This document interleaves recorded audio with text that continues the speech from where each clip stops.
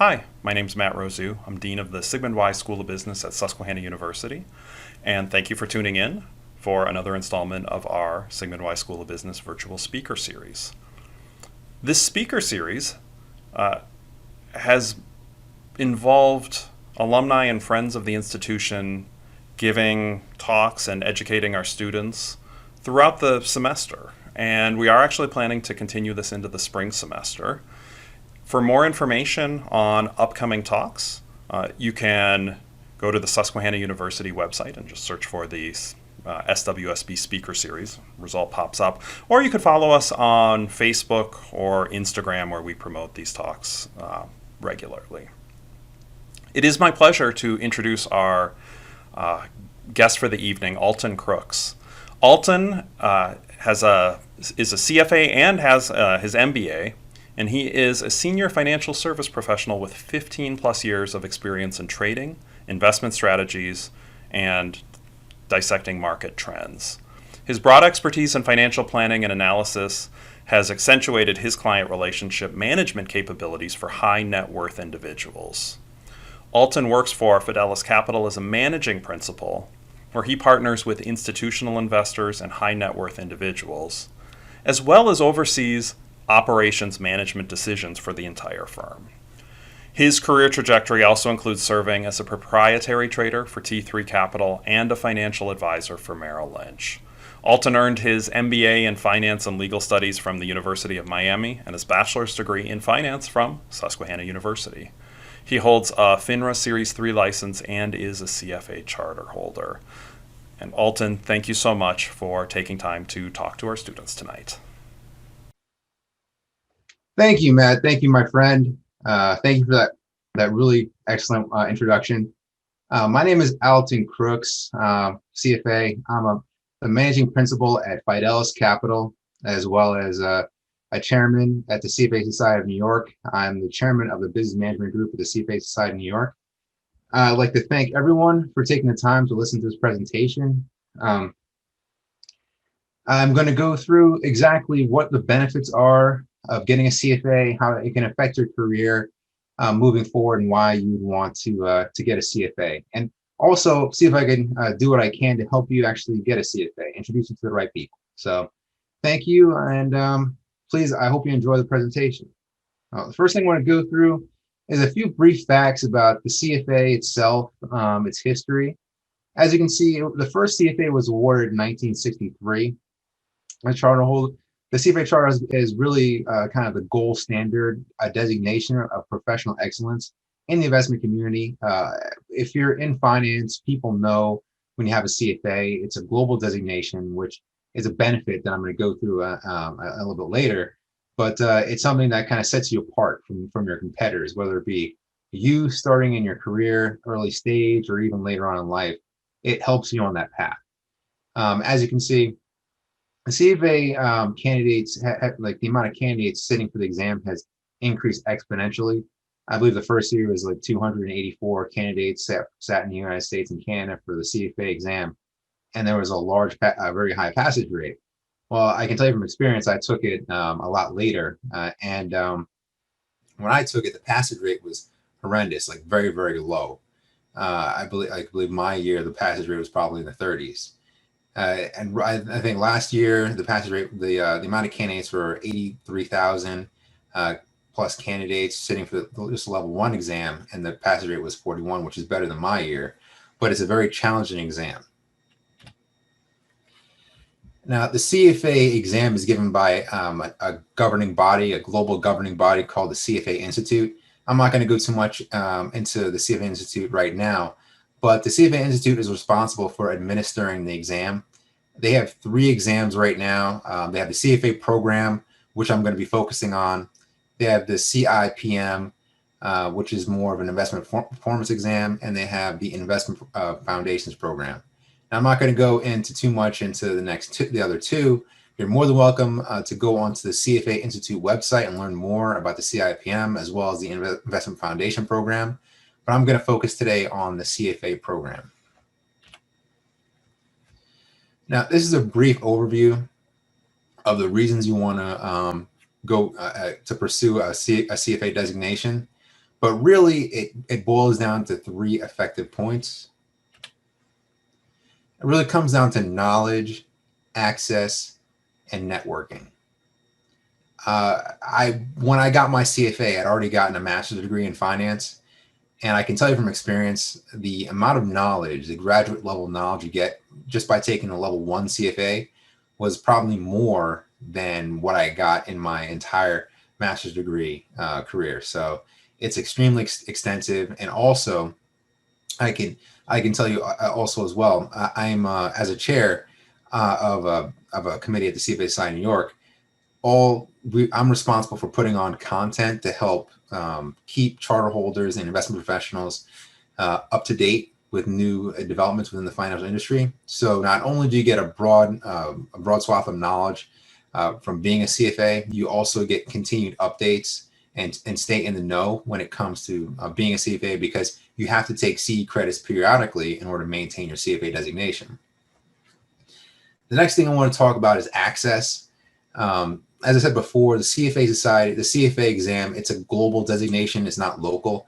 When you get an MBA or a CPA, those are really only recognized within the United States. I mean, sure, you go somewhere else and you have to say, yes, I've got a CPA, and it's sort of like your local designation within whatever country. But the thing is, it doesn't really translate, because if you got your MBA from a school that's not a top 10 school, they may not know exactly what the school is, exactly what the criteria are. But if you're a CFA in New York, or if you're a CFA in Hong Kong, you're all held by the same exact standard. So that's really what makes it a global gold standard for the investment profession, no matter where you go. Also, one thing you have to think of is that when it comes to hiring, especially nowadays, people want to be able to trust people in the investment profession and their advisors. The CFA really was started because there was no real standard or anything that kind of kept people within the financial profession up to a particular standard. Getting your 7, those are more legal designation, but there really is no requirement for ethics. A lot of people, if something bad happens, if on your 7 or 66, though, you really just get a mark on your record, but you may or may not get it taken away, or you can actually get it just suspended for a while and get it back. But with a CFA, if anything happens and you lose it, you pretty much lose it, and that's it. So it kind of puts you on another level. So you have a lot of people in investment banks, asset managers, they will actually look for and request people who have a CFA. I know I've seen a lot of advertising every once in a while. You look at a big company, whether it be Charles Schwab, Morgan Stanley, they'll actually say, we have so many CFA charter holders on our payroll employed at our company, because that's something that their clients are looking for. They want to have that stamp of approval, knowing that people who they're working with have to abide by a higher standard.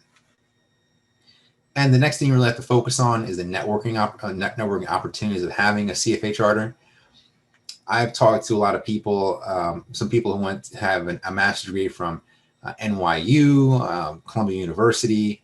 A lot of people I've met at the CFA Society in New York, and they will tell me that the networking opportunities that you have at this, having a CFA and going to a CFA Society, specifically the CFA Society in New York, far eclipses whatever they have at their own personal MBA program. As a volunteer at the CFA Society in New York, I know that we put on events pretty much every single day, and in different areas. I'm gonna go into the society later, but point being is that being a part of a CFA Society and having your CFA designation gives you a lot more opportunities to get out there, talk to people, talk to decision makers, people who you want to know, who are in your area of expertise that you want to go to within the area of finance. So it's something you should definitely think about. Next, I want to go into what is the CFA Society in New York. I keep talking about it. Now, granted, I might be a little bit biased because I'm a volunteer there. I have been a part of CFA Society for a while, and I love the organization.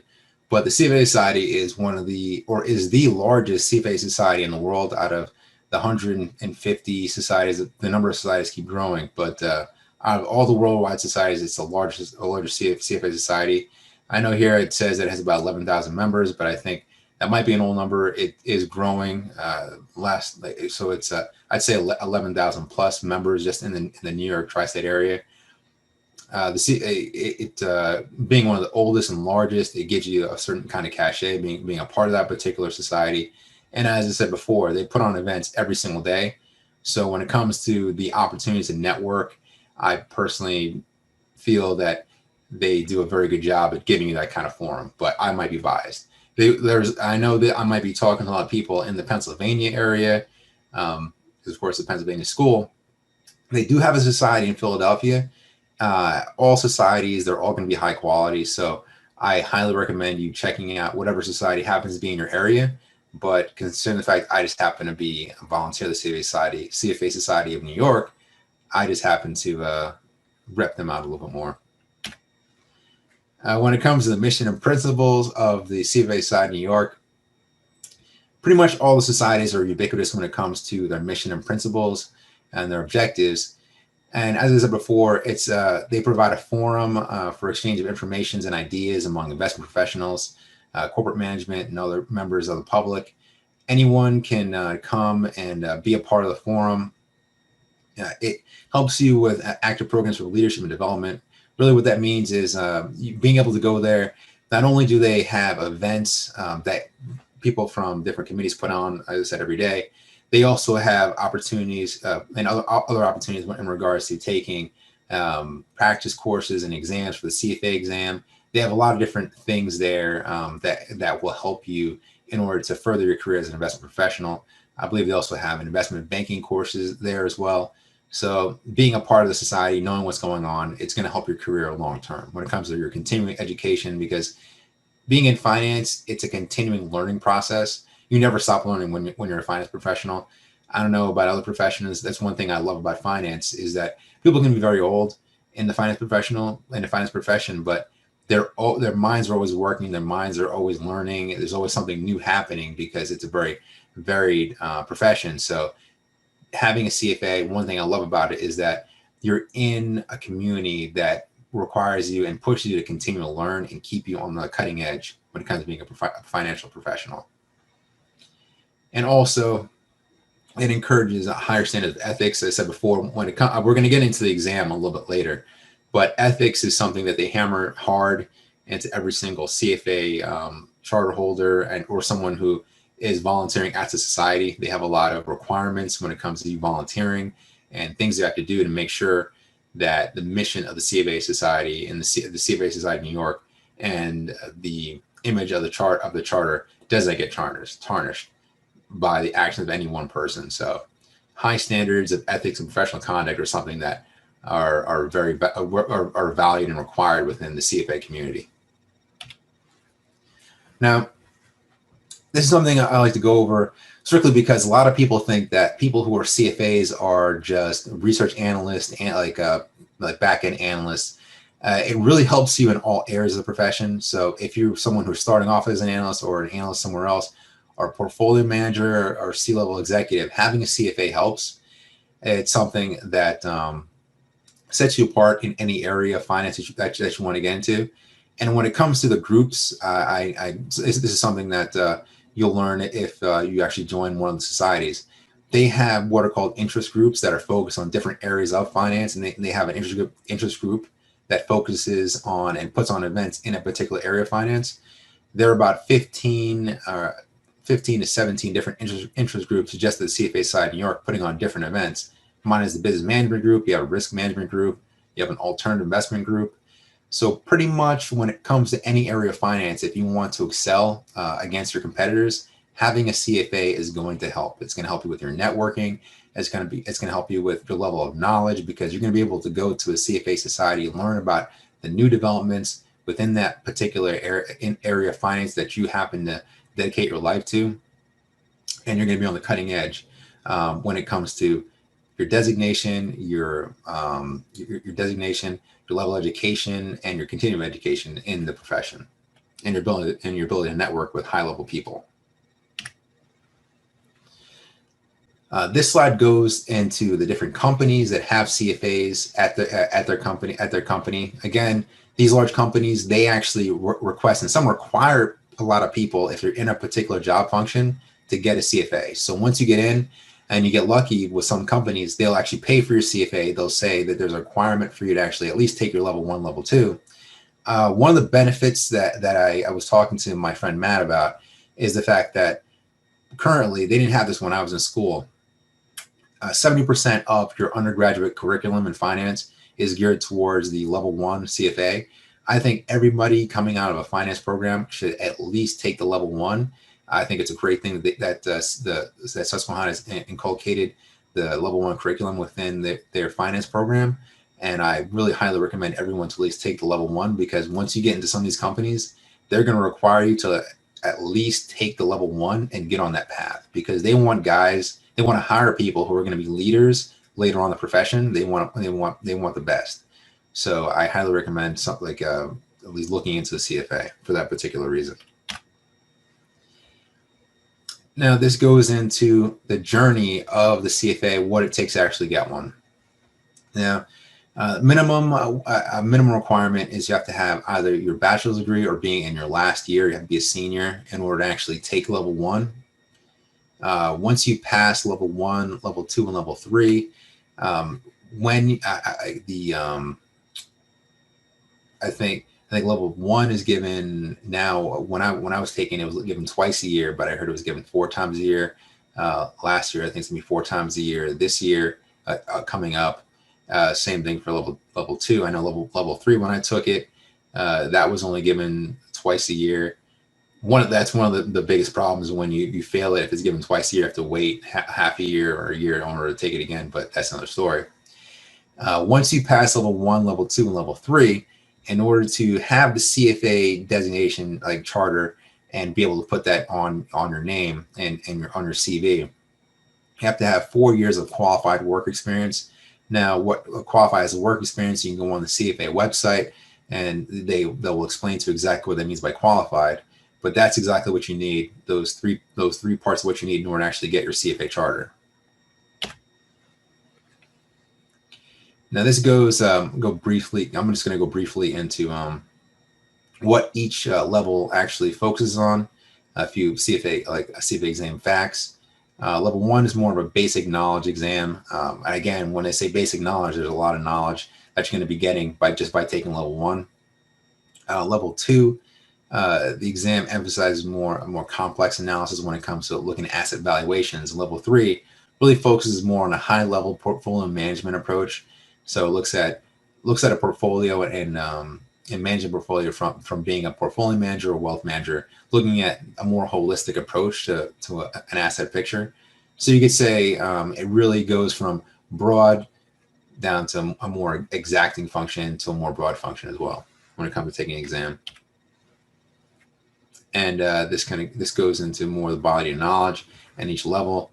But what I would like to go into is this, because this really looks at the emphasis on each subject matter when it comes to taking the exam. The ethics portion, they really hammer ethics on every single level of the exam. So they're going to focus on it to an equal amount on each level. But as you can see, as you go down the line, you're going from level 1 to level 3, there's more emphasis put on portfolio management than there was in level 1. And on level 1, it's more evenly dispersed. So that's one thing you have to think of. And I do remember that when you take level 1, level 2, those are multiple choice. You're going to get a Scantron and you put that in. I'm sure everyone's taking that when you take the SAT. So those are more multiple choice. But on level 3, they have half Scantron, half multiple choice, and the other half has to be a written essay portion of it. So that was a little tricky because you have to get used to this entire essay format. But at the CFA Society, also at other providers, they have essay writing courses you can take to kind of get those particular essays down, because the essay, just to give you some free advice, it's not a regular essay exam you would get in a class. There's a particular format that you want to be able to write up in order to answer those questions. So I would highly recommend that you consider, you may not take, you might be better taking a test than me, because I took prep courses for all 3 levels. But if you don't take a prep course for all 3 levels, I would highly recommend you taking some sort of exam prep course just for the level 3, because the exams are different. And one thing I want to say about this exam, throughout my entire scholastic career, whether it be high school, college, usually when you take a test, your teachers are nice and they just want to make sure you understand the information that they've been hammering and trying to put into your head in the entire semester. You might have a lot of classes and you have a large workload, but they're not trying to trick you. The CFA actually tries to trick you when they ask you questions. That's one reason why taking a prep course is actually something you might want to consider, even though it might be cost prohibitive. There are a lot of different ones. I know Bloomberg has a really good one. Swayzer is very good. But the one reason why I would recommend taking a prep course is they actually have tricks and ways they shape the questions. And once you figure out, so just knowing the knowledge, the substantive knowledge isn't enough. Just get it there. You have to understand the tricks and how they actually ask the questions. So that's just free advice. I would highly recommend taking a Bloomberg exam or a Swayzer exam. Those are the best ones that I saw that were out there. Find a very good prep course, and the reason why I say that is because this is the kind of exam you don't want to take more than once. It really isn't, because I can go through the horror stories. If I ever meet with you and you're going to take it, I could tell you side by side the exam, the way it's given is starting to change. But when I took it, trust me, it's something you don't want to take more than once. So if you could take a prep course, it's going to help you to do it the least amount of times. You're gonna like it a lot better. So yeah, this goes through the historical passage rate since 2018. As you can say, the passage rate, it tends to be very low. It's not something where you're going to get a large swath of people passing this thing. Again, they do intentionally try to trick you and keep the passage rates low, so they make the exam hard. It's not a matter of just like understanding the knowledge. Like usually, if you take a regular college course, you can, a lot of kids they want to cram the night before. You cannot cram this exam. It's just not that kind of thing. There's too much information. There are too many things you need to know. You have to know the information and know the tricks at the same time. So it's a tough exam, and the passage rate tends to be low. Now, this is something I wanted to go over with you because it's going to be pertinent to you guys, but it wasn't pertinent to me. In 2020, this was the first year they decided to actually offer the CFA exam via computerized format. Given the fact that we have this COVID epidemic going on right now, they have up the timetable. So I believe they weren't really intending to offer it at all locations next year. They were kind of phasing it in very slowly because it's a very, very new thing. I never did it because it wasn't available to me, but it's gonna be available to new people. And I know next year they're going to be offering this computerized exam testing format through, I believe, Prometrics. So that's something you might want to consider. And this goes a little bit more into this new computerized testing format. Again, I can't really tell you too much about it, only because I didn't have to do it. The way I did it live and in person. They rented out the entire Jacob Javits Center. They moved us all in there like cattle. They check you out. They make sure you don't have anything on you. They make sure you can only bring in like a pencil and a calculator. So it was like you're going. They do like FBI level pat down testing on you before the exam. You have to sit there for 6 hours taking the exam, and then you walk out. But with this new computerized testing format, I'm not really sure exactly how it's going to work. So, but this is more information. I'm sure I'm going to provide these slides through Matt. I'm sure you can contact Matt to get them, and he'll be able to send them to you. And also, for those of you who don't work for a company who is going to be able to pay for your CFA exam, and you're going to have to self-fund, whether you're at a company that is going to pay for it or not, I still highly recommend you take it, because end of the day, your career is your career, and the first job you get may not be and probably will not be your last job. you're going to be moving around. So you have to do what's best for you. And I highly recommend you taking it no matter whether your company is going to pay for it or not. And if you can't pay for it yourself and you need some sort of financial assistance, they do have scholarship programs that can help you in order to pay for your CFA exam fees. So please check out one of these sources. I'm sure the CFA Institute might have more updated content in regards to their scholarship programs that are out there. But no matter what, whether your company pays for it or not, I highly recommend you take it because it's going to help you with your first job, your second job, your third job, and it's going to help you throughout your entire life. So that's my personal advice. And lastly, I would like to I recommend to everyone that you contact my friend. His name is Mario E. Carrillas, CFA. He is the managing director at the CFA site in New York. This is his email address.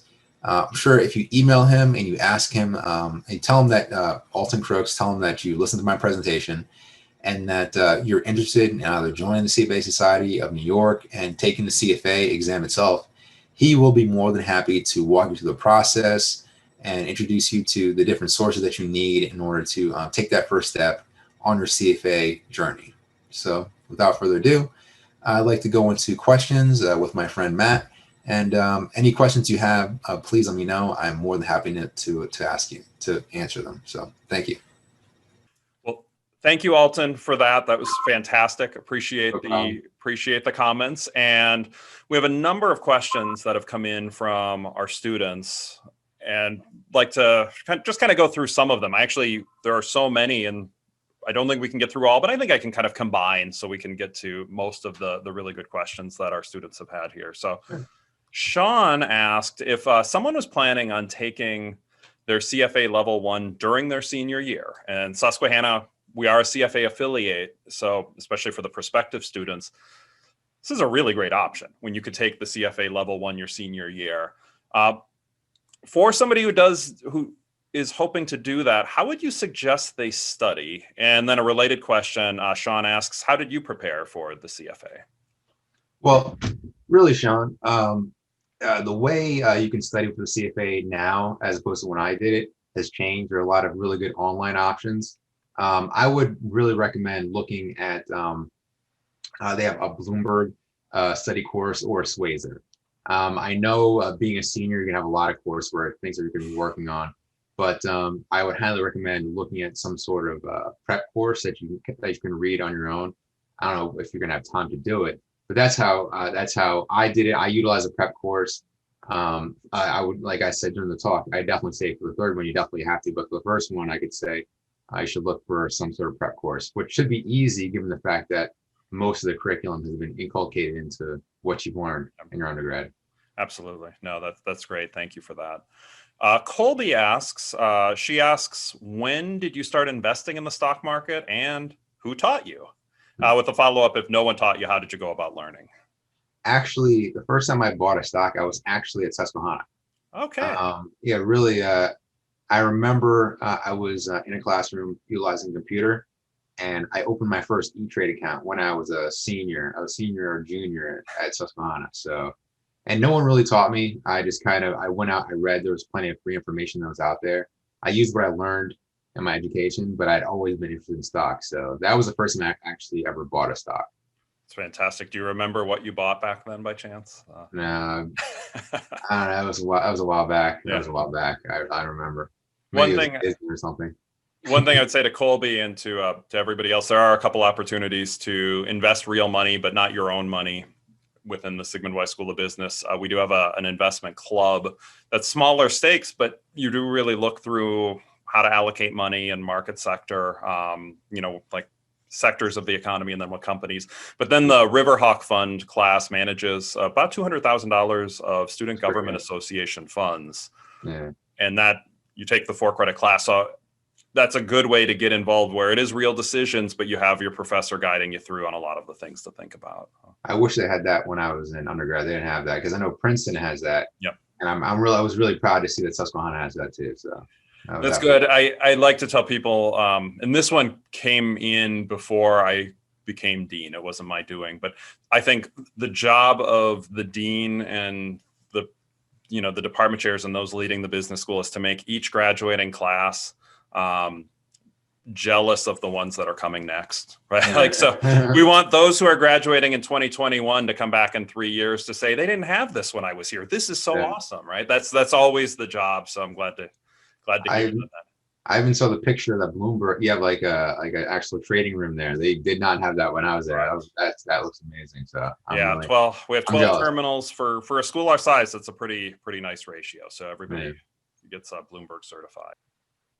Michael asks, are there any things you wish you did differently during your time in school? And is there anything you'd recommend before graduation to help get on the path to success? I would say I wish I had focused more on what I was going to do after, looking for more internships in the areas that I wanted to. That was probably my only regret. And focusing on different networking groups that were out there that were maybe focused towards people in my particular situation. That's one thing that I wish I had done. No, that's really good. One that's a little bit off finance, but I always think it's kind of interesting to ask. What are your favorite books, or what is your favorite book? Oh, wow. I remember How to Win Friends and Influence People. That's actually one of my favorite books. Another one, the 7 Highly Effective Habits of Successful People. Actually, I read that when I was in Susquehanna, and to this day I keep that by my desk. So that's one of the books. Really? I like. Yeah. I honestly couldn't tell you what the 7 are, but I'm pretty certain it's number 1, and I always think it's a powerful one. It begin with the end in mind. Just very, very good habits. So. Yeah. Also, Think and Grow Rich. Think and Grow Rich by because Napoleon Hill is one of my favorite authors. So Think and Grow Rich. Think and Grow Rich. Braden asks, outside of coursework, what was your biggest takeaway from your experience at Susquehanna University and the Sigmund Weis School of Business? One thing I really enjoyed, I was a part of the study abroad program. I don't know if it was new when I took it, but I studied abroad in England, and it gave me more of a global perspective.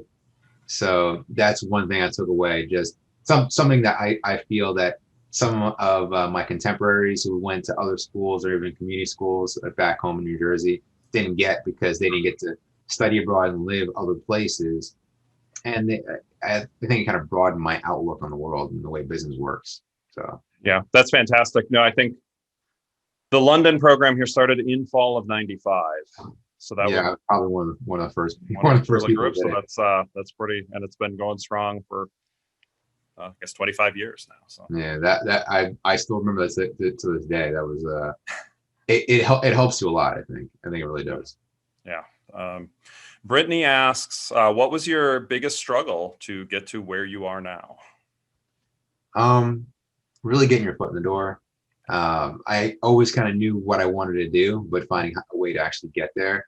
I didn't really, because I'm kind of working class upbringing. My parents are immigrants from Jamaica, so I didn't have the contacts like starting out. So really, I think something you learn is that axiom where they say it's not about what you know, it's about who you know. Yeah. It applies. So that's one reason why I would say the one thing I regret was that I didn't really focus on building that network first. I was really focused on doing the work, thinking you can work your way up. It's really more about who you know, because there are a lot of jobs out there that you can get that won't be posted and you just don't know. But a lot of people who are less qualified than you will move in certain areas because they happen to know somebody. I can tell you a lot of different stories about that, but that's the fact of life. Sure. And what you mentioned, during your talk, you talked about the benefits of the CFA Society. Right. Seems like just another good reason to get involved. Well, actually, to be quite honest with you, I'd say the CFA was probably the biggest benefit to my career, I'd say, the entire time, because even after I got my master's degree, I did, like it. You don't get the same kind of network and the ability to talk to certain people. Yeah. And it really elevated my my stature in the business, being able to approach certain people, talk about different things with people who I would never come in contact with beforehand. So it's really a big help. No, that's That's really good. Yeah. Lance asks a question that I think will be relevant to a lot of our students here, right? A lot of our students are looking for a job and they're crafting resumes and cover letters. So Lance asks, what's the most attractive thing you look for, or what's something you look for on a resume? What can our students put? How can they craft a resume to help them stand out? Well, right now, given where the job market is, I'd say two things that are very important. Your mathematical analytic ability, meaning your ability, how good you are with math and algorithms, and also programming. That's one reason why STEM has merged along with business. Sure. Going forward. So if you have any background in regards to programming, or in analytical math programming in the STEM area, either, make sure you put that on your resume, or if you don't have it, pursue it, because they have a lot of new things that are out there. You can go on Udemy, learn how to program, pursue a degree with some sort of business and STEM together. That's I'd say, if you have that, see if you can bring that out. No, that's really good advice. To our students, we have an arrangement. We have a LinkedIn Learning contract. So our Susquehanna University students can use any LinkedIn Learning program for free and kind of even get the LinkedIn Learning certification. Some of them do have coding modules where you can learn coding. I know one of our... Well, I'm sorry. One thing I would say, Python. Mm-hmm. Python is like the language of finance now. Okay. So if you want any language to learn a C language. So C# would be most likely the one that I would recommend. Okay. And Python most definitely. So if you have C# and Python, that's going to be a huge help, because I know those languages, the people actually look for those. Oh, that's fantastic. And that's something that for our students, we have a little bit longer than normal winter break coming up, right? We started the semester a week early, and we're starting the spring semester a week later. So if you have a little bit of extra time, that would be a pretty powerful thing to learn over winter break. Also, I know at the CFA Society of New York, they have a business and finance, Python for business and finance course that's virtual online. So go on the CFA Society of New York website, because it's definitely an indication of how Python is changing the financial industry right now. No, that's great advice. Daniel asks, would like your opinion on, is there a bubble with big technology companies? And do you think the current antitrust hearings, I believe they came through I believe it was last week at the time that we're recording this. Right. Do you think that the antitrust hearings might affect the big tech stock valuations? Well, the only thing is, my thing is, it depends on which one you're talking about. Because if you're talking about Zoom, I would say no, only because the way business is changing. I mean, we're on Zoom right now. It's just the way business is going. And I don't feel that even after in a post-COVID world, things are going to be going back. I feel Zoom and other conference platforms or software that are out there, they're going to keep doing well. So if it's in the context of Zoom, I'd say no. Sure. But if you're looking at, say, a Facebook or something else, there are things coming down the pike. And given whomever wins the recent presidential election, whether there are going to be different regulations, because people are saying that certain platforms should be regulated like a news organization.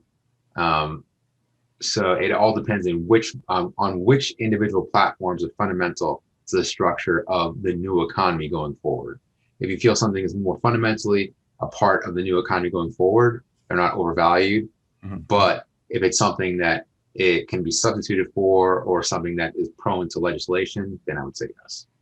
No, that's thank you. Catherine writes that she's interested in pursuing an MBA and wants your opinion on whether you think it's better to go right after graduating from college or to get a job and some experience first.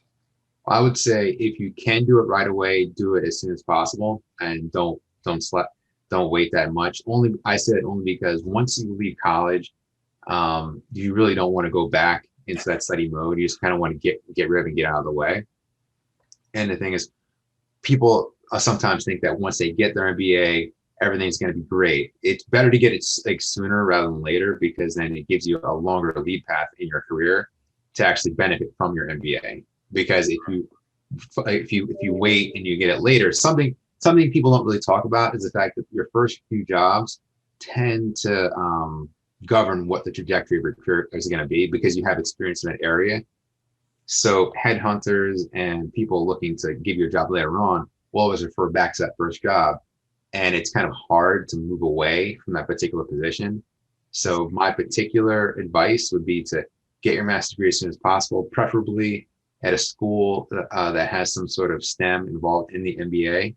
I know Carnegie Mellon, they in their program, they actually include STEM within their MBA program. Sure. Also, Columbia University, NYU, but I would recommend personally getting it as soon as possible.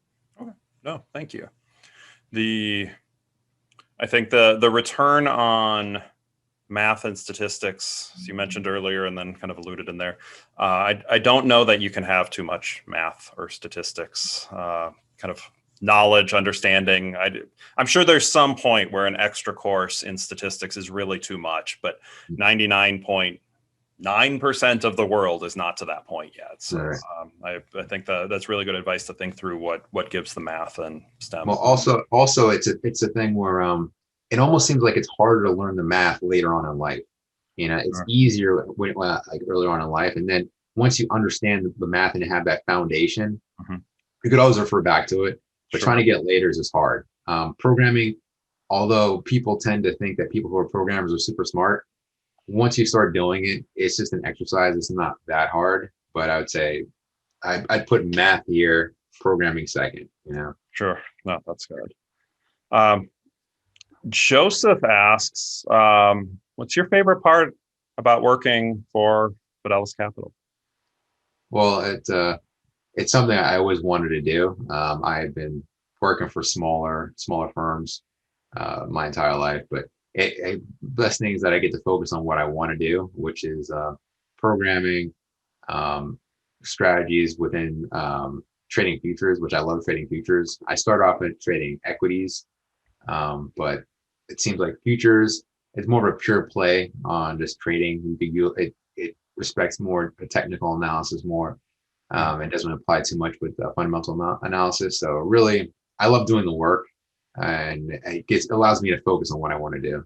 No, super. And then the final question that we'll ask from our students: what inspired you to take this path, to kind of go to take the path on finance? We'll have a number of students who are finance majors or maybe thinking about finance. So what was your motivation? Well, really, I caught the bug early. Really, most likely when I was in elementary school. My father was a business owner. He was an immigrant from Jamaica. He came here with $25 in his pocket. Wow. Ended up climbing the ranks, buying his own company, Micromax Incorporated, selling that off, and he retired early. And my entire life, he had been talking to me about business and finance from a very young age. Sure. I remember I read something on Warren Buffett. I got into really, I knew he was it's not that he was the richest man in the world, but I just liked his demeanor, his style, and I just liked the business. So it really a combination of, it really comes from my father and inspiration from my father. That's really cool.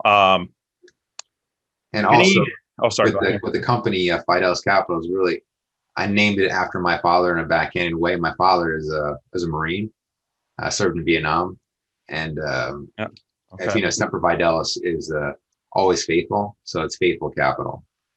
Yeah, that's really cool. So I did not It's named know after my father on a backhanded kind of way. Yeah.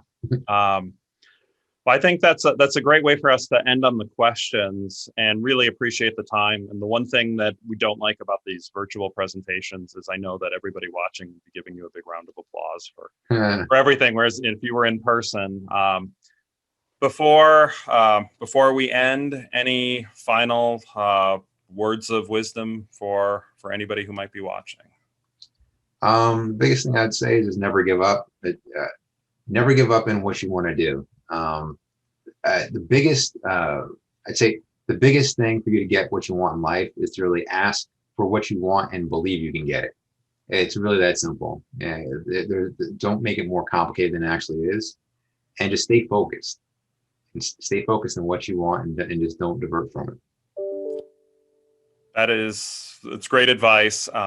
Thank you so much for taking time to present to our students and for answering the questions. I thought our students did a really nice job of asking really good questions here. Yeah, really good And questions. if any of our students wanted to connect with you, is the best way to maybe find you on LinkedIn, or Yeah, send me something on LinkedIn. Yeah. Okay, that would be great. Thank you to everybody for tuning in. And I hope to see you at a future Sigmund Weis School of Business virtual speaker series event. Take care, everybody. Thank you for your time.